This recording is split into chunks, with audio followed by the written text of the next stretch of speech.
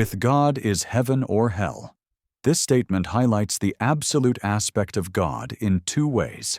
First, it points out the easily overlooked fact that God must also be the destroyer of everything, since God has no equal or opposite. Then it describes the opposing perspectives of this event as being the worst-case scenario or the best thing to ever happen. There is no need to imagine the Creator is a supernatural being in order to see the advantages worshiping God has over disbelief or willful ignorance. All you have to do is consider what God is the destroyer of all includes and implies. The only way to cease to exist as an individual is to return to God in the most literal sense possible. This can't be remotely up for debate, because that is the only way everything must cease to exist.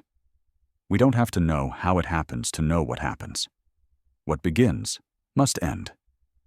And the final destination for all is back to the origin. Immaterial awareness. Because it is possible to find room to doubt everything, including what we witness, it is impossible to speak with absolute certainty about any experience after we die. We should be confident that we will be aware of our last instance of individual existence, because our soul, or whatever else you want to call, the source of our self-interest and self-awareness, is not composed of matter. We know our souls can't be material because a defining characteristic of matter is inertia. That means matter doesn't start or end any movement or action. Besides, we are able to map genes and split atoms, but haven't found any material that motivates action.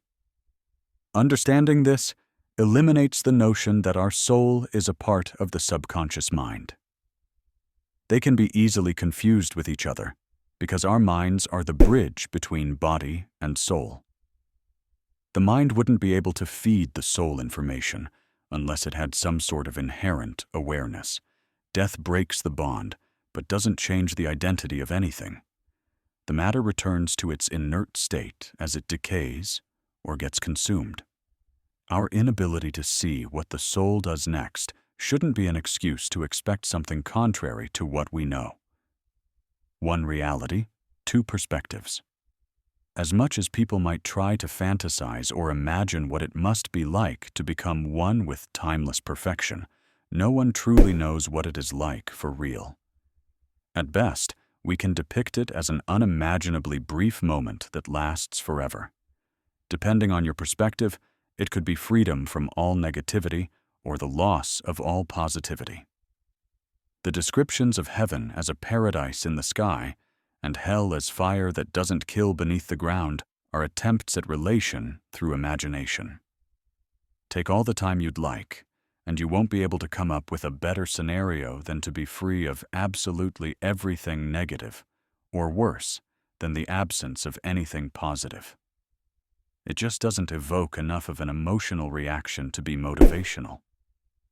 God didn't create heaven as a reward, or hell as a punishment. They come from the biased perspectives of an absolute reality based on each person's values. Learning about the reality while you live isn't meant to be a campaign for affection. Our worship can neither help nor hurt God in any way. It is an opportunity to take full advantage of experiencing perfection. No sacrifice needed. There is no cause to stress over whether or not we will be aware of our final moment as individuals. The reality itself points to the only scenario that allows permanent satisfaction. The only way to be free of all negativity erases the need for the positive. If you're not aware in the end, you wouldn't know. So there is no disappointment.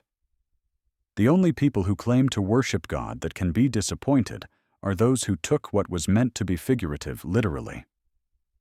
They are willing to sacrifice the now for new and improved versions of what they love most later, sometime after they die. Their idea of worshiping God is as an occupation with heaven as payment, instead of actually loving God most. God is not some genie granting the wishes of believers. Those who actually worship God know the gift is a change in perspective that increases the enjoyment of what's good and decreases any pain.